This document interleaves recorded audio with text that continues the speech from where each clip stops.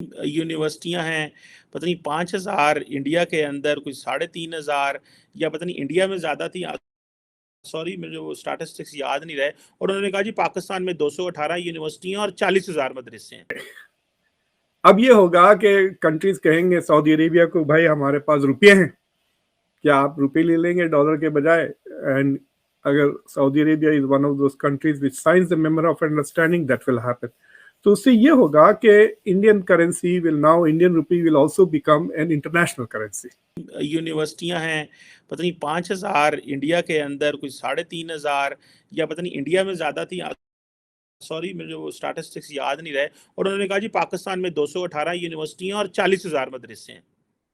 So the question is कि हमने 40,000 मदरसे बना लिए, वो 40,000 मदरसे हमें वहां पे लेके नहीं गए जो 4,000 यूनिवर्सिटी अमेरिका के अंदर या 3,000 यूनिवर्सिटी इंडिया के अंदर या 5,000 यूनिवर्सिटी अमेरिका के अंदर उनको लेके आगे चली गई है। सो इट मींस कि 40,000 मदरसे ने हमारी जीडीपी में कोई कंट्रीब्यूट नहीं किया, लेकिन 4,000 यूनिवर्सिटियां बनाने से जीडीपी भी बेहतर होती है, गवर्नेंस भी बेहतर होती है, जुडिशियल सेटअप भी बेहतर होते हैं, मामलात मुल्क की डायरेक्शन भी ठीक होती है, सोशल कॉन्ट्रैक्ट भी ठीक रहता है। लेकिन वो मदरसे 40,000 बनाने से जहाँ पे आपने तकसीम हुई, जहाँ पे तफरीक हुई, जहाँ पे आपने लोगों को काफर करार दिया, दहशतगर्द करार दिया, और उन्हीं लोगों ने फिर हमें पाकिस्तान की रियासत पे हमले किए, तो पता तो ये चला कि कभी यूनिवर्सिटियों के बच्चों ने तो रियासत पे हमले नहीं किए। जब भी हमले करते हैं मदरसे जो हैं वो हमले करते हैं। मदरसों के बच्चे जिन्होंने, सब मैं बच्चों का नाम नहीं लाऊंगा कि यहाँ मदरसों के सब बच्चे, जो मदरसे से जो सोच उभरती है, वो जो तफरीक की सोच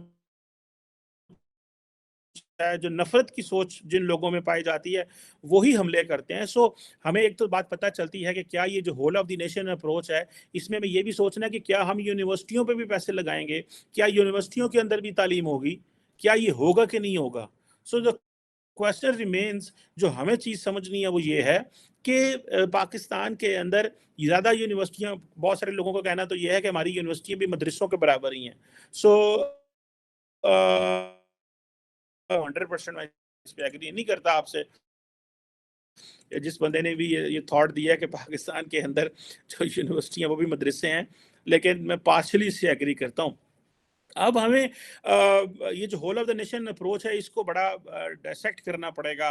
इसमें क्या पाकिस्तान की जो बॉर्डरिंग स्टेट्स हैं, जो अफगानिस्तान से लिंक हैं, खैबर पख्तूनख्वा एंड बलोचिस्तान, वहाँ पे किस तरह के ऑपरेशन होंगे, क्या IBO based, intelligence based operation होंगे, खुलेआम मिलिट्री ऑपरेशन होगा, क्योंकि टीटीपी जो है उनके पास कोई लोकेलिटी नहीं है, उनके पास कोई इलाका नहीं है। वो ये नहीं है कि इस एरिया में बैठे हुए हैं और ये जो एरिया 50 किलोमीटर का, 10 किलोमीटर का, 2 किलोमीटर का, ये उनका है। वो नो गो एरियाज है, वो कहीं से छुप जाते हैं, हाइड एंड सीक करते रहते हैं, वो घूमते फिरते रहते हैं।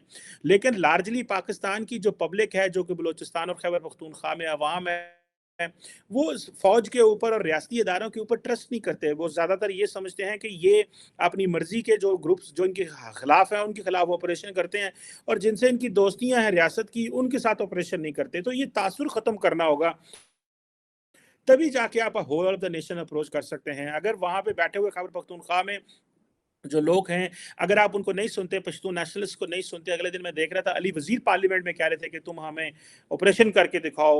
एक वो साबिक एम अभी मौजूदा एम है जिनको आर्मी चीफ जनरल बाजवा ने कई महीने जेल में रखा, और सुनने में आता है कि वो फौज के खिलाफ तनकीद करते थे और फौज के खिलाफ गालियां देते थे। कोई भी शख्स जो अदारों के खिलाफ इस तरह गालियां देगा, तनकीद करना लिमिट्स के अंदर रह के अदारों पर, उनकी पॉलिसीज के ऊपर इज नेसेसरी। लेकिन आप खुलेआम पाकिस्तान के अदारों को ये इस तरह तनकीद करें और इंडिविजुअल्स को गालियां दें, that is not an appropriate way. I personally find this is wrong. लेकिन पॉलिसीज पे तनकीद करना, उनकी अप्रोच पे तनकीद करना, जिस तरह मैं अभी बाजवा डॉक्ट्राइन पे तनकीद कर रहा हूँ, एंड ये जो चीफ हैं इनकी हम whole of the nation approach पे ट्रीट कह रहे हैं कि ये that is right way if you take all stakeholders on board. So अभी ये जो खैबर पख्तूनख्वा में लोग बैठे हुए हैं, उनसे आप अगर डिस्कस नहीं करते और उनसे आप मशवरा नहीं करते, उनकी राय नहीं लेते, उनसे पूछते नहीं है, तो आपकी ये whole of the nation approach काम नहीं करेगी। और आपको ہے کہ بلوچ خیبر پختونخوا میں جو لوگ ہیں میجورٹی جو ہے وہ کے پی کے، ایک تو بہت ساری بات ہے عمران خان کے سارے زیادہ تر ادھر فالوور ہیں، پولیٹیکل فالوور ہیں، دوسرا جو پشتون نیشنلسٹ ہیں یا باقی ہیں وہ سارے فوج کو بڑے کریٹیکل اینگل سے دیکھتے ہیں، وہ سمجھتے ہیں کہ جو توڑ پھوڑ خیبر پختونخوا میں پچھلے 15 سال 17 سال میں ہوئی ہے اس کا ان کو بڑا نقصان ہوا ہے، گھر اجڑ گئے، ملٹری آپریشن ہوئے، and we are at square one, ہم وہیں کے وہیں کھڑے ہوئے ہیں. سو یہ اب آج سننے میں آ رہا ہے کہ بلاول بھٹو زرداری کی افغانستان کے جو فارن منسٹر ہیں عامر متقی، ان سے ملاقات ٹیلی فون پہ بات ہوئی ہے. ہنا ربانی کھر جو ہے وہ گئی ہوئی تھی. میرا خیال ہے کہ بلاول بھٹو زرداری نے ایک فالو اپ کیا جو ہنا ربانی کھر سمرقند میں جو ملاقات ہوئی اور جو بات ہوئی اس کا ایک فالو اپ انہوں نے کیا. That's what I believe.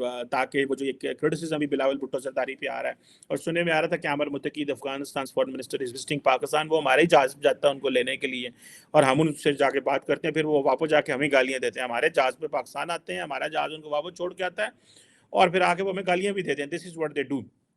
So اب یہ ہوگا کہ کنٹریز کہیں گے سعودی عربیہ کو بھائی ہمارے پاس روپے ہیں، کیا آپ روپے لے لیں گے ڈالر کے بجائے؟ اینڈ اگر Saudi Arabia is one of those countries which signs the میمور of understanding that will happen. تو اس سے یہ ہوگا کہ Indian currency will now Indian rupee will also become an international currency, جس سے نہ صرف India will buy and sell but other countries can also buy and cell.